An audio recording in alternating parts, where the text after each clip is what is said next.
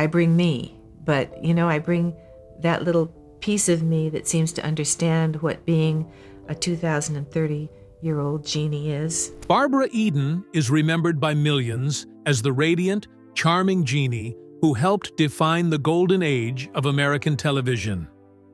With her warmth, elegance, and unforgettable performance in I Dream of Jeannie, she became one of the most recognizable actresses of the 1960s and a lasting symbol of classic Hollywood charm. She worked alongside Elvis Presley, appeared in shows like I Love Lucy and Dallas, and even shared a stage with Elton John and Bill Clinton at the Life Ball in Vienna.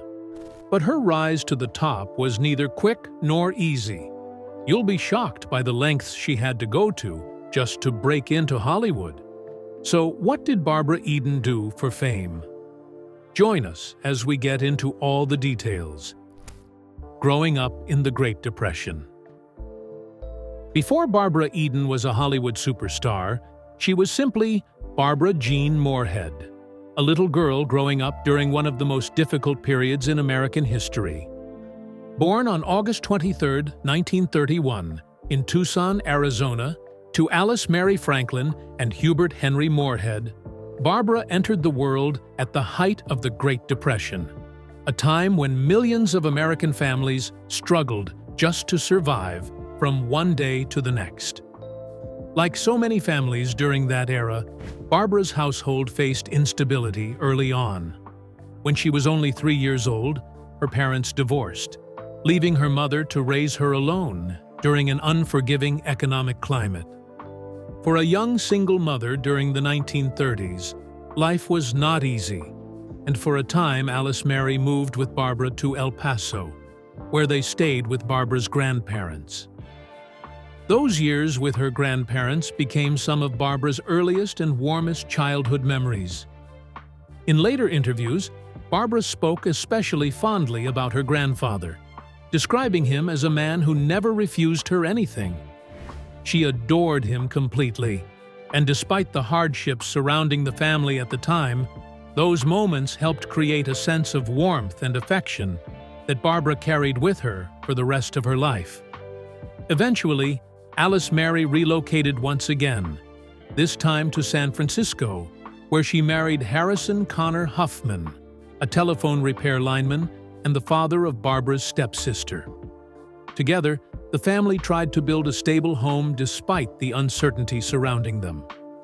Money was often tight, but Barbara later recalled that her childhood was still filled with love, humor, and imagination. In many ways, San Francisco became the backdrop that defined her early memories. Barbara's father loved fishing, and she often accompanied him on trips down to the wharf.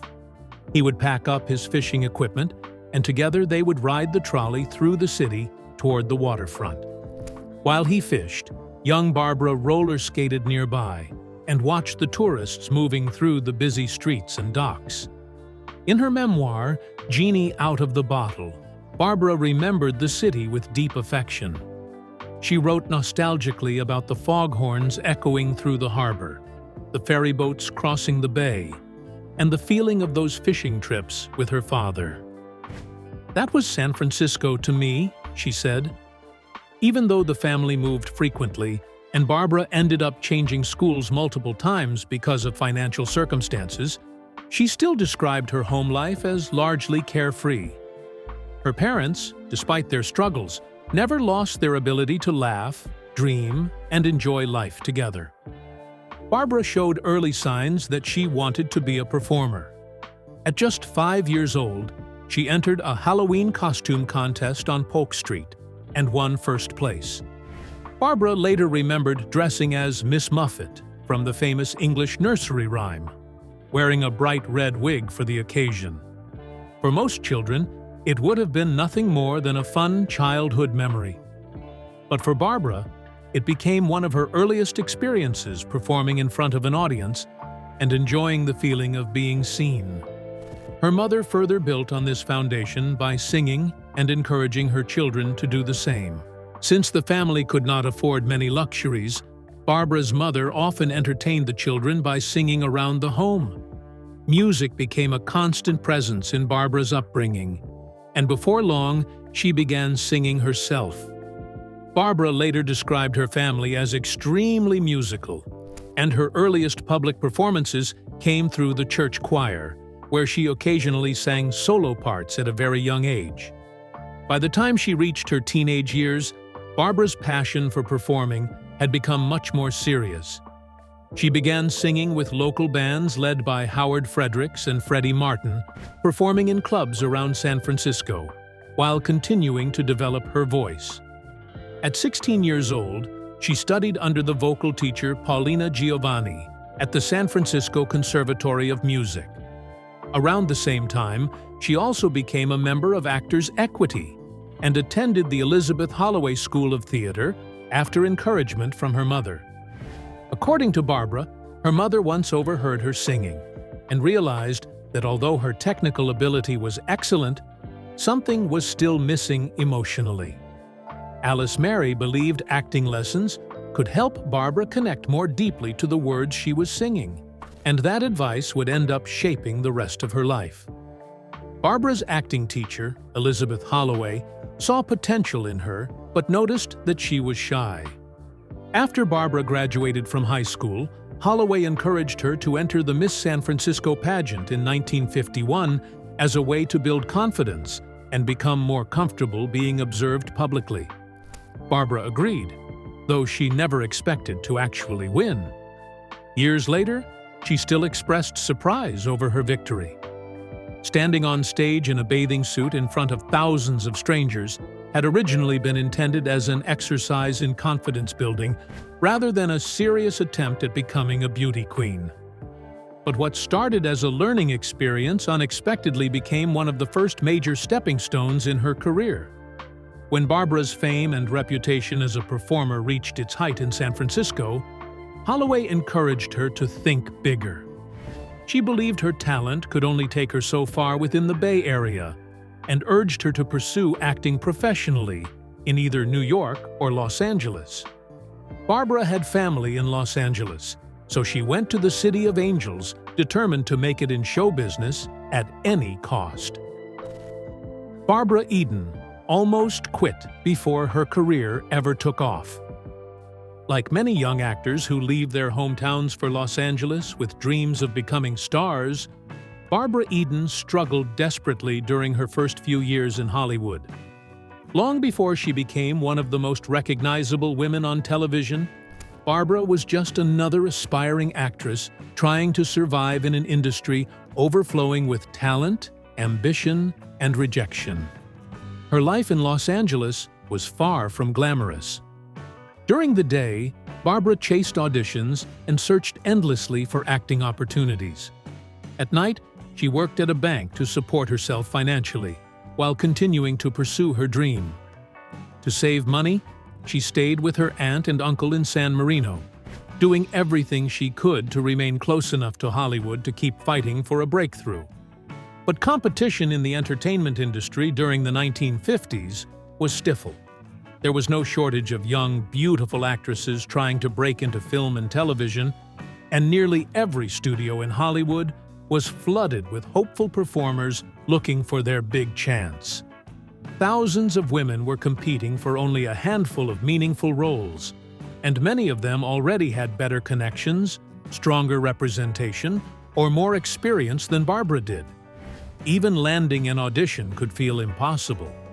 In an interview, Barbra even joked that she couldn't get arrested in LA. That was how invisible she felt during those early years. No matter how hard she worked or how many auditions she attended, success always seemed just out of reach. Still, Barbra refused to give up. She continued studying, performing, and trying to improve herself however she could. One of her earliest meaningful opportunities came when she appeared alongside actor James Drury, who would later become famous for starring in the Western series The Virginian, in a two-person production of Voice of the Turtle at the Laguna Playhouse. The role gave Barbra valuable stage experience and helped her gain confidence as a performer at a time when she desperately needed encouragement. But before any real success arrived, Barbra had an encounter in Hollywood that nearly convinced her to walk away from acting altogether. At one point early in her career, Barbra met with a casting executive at Warner Brothers in what she hoped would be an important step forward. At first, the interview seemed promising enough. Barbra spoke confidently about her background, where she had studied, the plays she had appeared in, and the work she had already done as a performer. Proudly, she even mentioned that she was a member of Actors' Equity. For a brief moment, it felt like things might finally be moving in the right direction. Then, the executive took a long look at her and completely shattered that optimism. According to Barbra, he told her bluntly that she simply was not Hollywood enough. He described her as a nice little girl from San Francisco and suggested that instead of chasing an acting career, she should go back home and marry the nice boy. In his eyes, Barbra Eden was not attractive enough to become a leading lady. The meeting only became more uncomfortable from there. Barbra later recalled that the executive suddenly pulled out a photograph of his daughter and pointed directly toward her cleavage, while explaining that this was what Hollywood studios were looking for in actresses. "This is what they want," he told her. For Barbra, the experience was humiliating. She had walked into the meeting hoping to be evaluated for her talent and potential, only to leave feeling dismissed and degraded by someone who held real power in the industry. When Barbra returned to her uncle's car and explained what had happened, he was furious and immediately wanted to go back inside and confront the executive himself. But Barbra stopped him. Years later, Barbra admitted that the encounter broke her heart. She cried afterward and seriously questioned whether she truly belonged in Hollywood at all. It was the kind of rejection that could easily destroy a young performer's confidence, especially in an industry already built around impossible standards and constant criticism. But strangely enough, the experience also gave Barbra a new perspective. She realized that not everybody looked the same, and that success did not depend on fitting perfectly into Hollywood's narrow image of beauty. Barbra decided that if she could not become a traditional leading lady, then she would become a character actress instead, focusing on improving her craft above everything else. She no longer cared if someone in Hollywood thought she was not pretty enough. That determination would end up changing her life. Ironically, several months later, Barbra encountered the very same Warner Brothers executive again on the studio lot. This time, however, his attitude toward her had completely changed. In fact, he did not even seem to remember the earlier conversation that had affected her so deeply. Instead, he confidently informed Barbra that the studio planned to screen test her and told her she was going places in Hollywood. And for once, he was absolutely right. Early successes and turning down men in Hollywood. After years of struggling through auditions, working side jobs and fighting to be noticed, Barbra Eden finally began gaining traction in the mid-1950s. Her dedication to character work started to pay off, and her performance in Voice of the Turtle, alongside actor James Drury, helped reveal something Hollywood executives had overlooked for years. Barbra wasn't just beautiful. She was genuinely charismatic on stage and versatile enough to handle both serious dramatic scenes and lighter comedic moments. A few positive reviews eventually made their way to film director Mark Robson, who invited Eden to test for a role in the 1957 film No Down Payment. Although Barbra didn't land the part, the audition itself led to something important. She was placed under contract with 20th Century Fox, and soon began landing guest spots on popular television shows like Perry Mason and I Love Lucy. Barbra has often spoken warmly about her experience on I Love Lucy, especially her interactions with Lucille Ball. She described Ball as kind and supportive, recalling how she even helped her with her costume by adding small decorative touches to make it stand out on screen. Her experience with Daisy Arnaz, however, was far less comfortable. In her memoirs, Barbra described him as aggressively persistent in his attention toward her, to the point where she often felt she had to avoid him during rehearsals. At the time, Barbra was already married to Michael Ansara, but that did not deter Arnaz, who reportedly brushed it off by pointing out that they were both married anyway. According to Barbra, Arnaz would frequently appear wherever she was working, leading her to actively avoid him whenever possible. She later explained that while she was not naive about Hollywood behavior, she had made a clear decision early in her career that she would not engage with married men, especially those in positions of power within the industry. Despite Arnaz's well-known reputation for volatility and infidelity, Barbra noted that he behaved professionally and respectfully during the actual filming of their dancing scene together. During this period, Barbra also turned down other unwanted advances from men in the industry. She recalled receiving notes, comments, and repeated attempts by some individuals to get close to her, but she consistently maintained the same boundary and kept her focus on her work. Fortunately, not all of her early Hollywood experiences were difficult. She continued building her resume with guest appearances on shows like The Johnny Carson Show, Highway Patrol, Gunsmoke, and The Andy Griffith Show. Most of these roles were small, but they offered something far more valuable than immediate fame: visibility and professional connections. Each appearance gave casting directors and audiences a chance to recognize her talent and growing screen presence. Unlike many aspiring actresses who failed to last more than a few years in Hollywood, Barbra developed a reputation for professionalism, reliability, and versatility. She became someone producers could depend on, and that reputation steadily opened more doors. By the time the 1960s arrived, Barbra finally received her first major opportunity for stardom. She landed a leading role opposite Elvis Presley in the 1960 Western Flaming Star. At the time, appearing alongside Elvis was a major career milestone, as he was one of the biggest celebrities in the world. More importantly, the role introduced Barbra to a much wider audience and proved she could hold her own alongside major stars.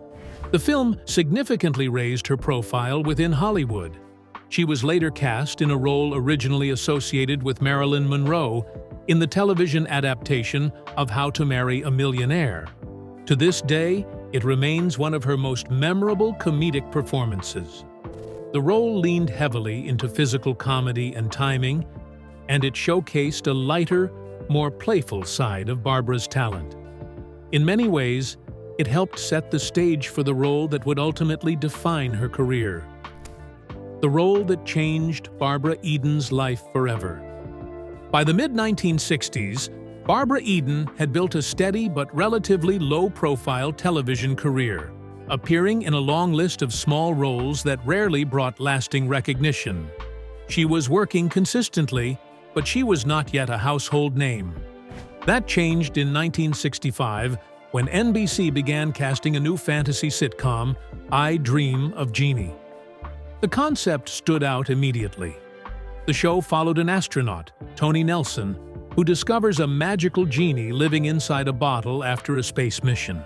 It was whimsical, slightly absurd, and unlike most television comedies of the time. The role of Jeannie required a very specific balance. She had to be magical without being cartoonish, innocent without feeling flat, and charming enough to anchor an entire weekly series. Barbra immediately stood out. Producers later admitted she had something many others did not: a natural warmth that felt effortless on camera. She was glamorous but approachable, funny but never forced. There was an ease to her performance that made the character feel alive rather than constructed. That combination made her the perfect fit. Once cast, her career changed almost overnight. I Dream of Jeannie quickly became a cultural phenomenon, turning Barbra Eden into a household name. The pink costume, the ponytail, and the iconic bottle became instantly recognizable symbols of 1960s television. To millions of viewers, she was no longer just an actress working her way through Hollywood roles. She was Jeannie. Ironically, the same industry that once dismissed her as not Hollywood enough was now built around her image. But behind the success, pressure began to mount almost immediately. Before filming even began, Barbra became pregnant with her son, Matthew and Sarah. At the time, pregnancy was treated as a major complication for actresses, especially in a fantasy sitcom that depended heavily on glamour, costumes, and physical presentation. Rather than stepping away, she continued working through exhaustion and demanding shooting schedules while production teams carefully concealed her pregnancy using wardrobe adjustments, props, and carefully controlled camera angles. Despite the strain, Barbra rarely complained publicly. Like many actresses of the era, she was expected to maintain the illusion of perfection no matter what was happening behind the scenes. As the show grew in popularity, tensions also began to develop on set with co-star Larry Hagman. Their chemistry was one of the primary reasons I Dream of Jeannie became such a success. Hagman's grounded, straight-man performance paired perfectly with Barbra's playful energy, and together they created a rhythm that defined the series. On screen, they felt like opposites who somehow worked in perfect sync. But off-screen, the atmosphere became more complicated as the series progressed. Hagman reportedly became increasingly frustrated with the sitcom format and the repetitive, often absurd storylines and physical comedy the show demanded. At one point, during production, the cast even had to work with a live lion for an episode, an experience that reportedly terrified Hagman so much he ran off set. At the same time, his career ambitions began to clash with reality. Hagman had joined the series hoping it would eventually lead to more dramatic opportunities, but as I Dream of Jeannie became a defining role for him, those opportunities did not immediately materialize. That growing frustration reportedly contributed to increasing alcohol and drug use during the production years. Over time, his behavior became more unpredictable on set, creating challenges for both cast and crew during filming. The situation grew serious enough that network executives and producers began discussing whether he should be replaced entirely. But Barbra stepped in. She reminded the production team that Jeannie and Tony Nelson were the foundation of the entire series. Recasting Hagman, she argued, would not just disrupt the show, it could destroy it completely. The chemistry between them was not something that could simply be replaced. Her intervention proved pivotal. I Dream of Jeannie went on to run for 5 full seasons, far longer than many sitcoms of its era. And much of that stability was tied to the continued pairing of its 2 leads. By the time the show ended in May 1970, Barbra Eden had carried far more than just her role on screen. Behind the scenes, she balanced pregnancy, growing fame, and a demanding production environment shaped by pressure, instability, and constant expectation. Yet all of those challenges didn't quite prepare for what happened in 1971. The personal tragedies that haunted Barbra Eden. By the late 1960s, I Dream of Jeannie had transformed Barbra Eden into one of the most recognizable women in America. But as her career reached its peak, her personal life began to unravel. In 1971, Barbra suffered a devastating tragedy. Late into her pregnancy, doctors discovered that her baby had died in the womb just weeks before delivery. The loss was sudden, traumatic, and physically dangerous, and left her emotionally shattered. In the aftermath, she returned to work quickly, but internally she was in shock. The grief left her emotionally numb, and she experienced significant physical changes, including rapid weight loss. At the time, there was little understanding or public discussion of postpartum depression, leaving her to process the emotional aftermath without clear support or guidance.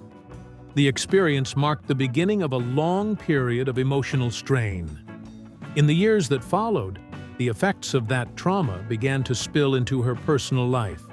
Her marriage to actor Michael Ansara gradually deteriorated under the pressure of unresolved grief and emotional distance.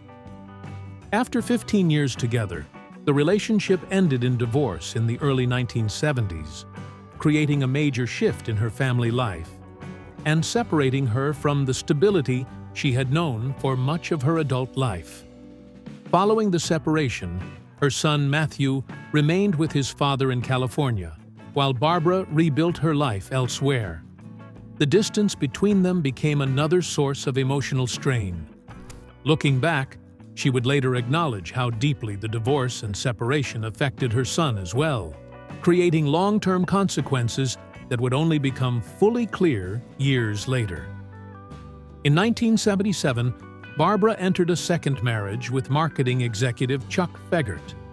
The relationship, which initially appeared promising, soon revealed serious instability.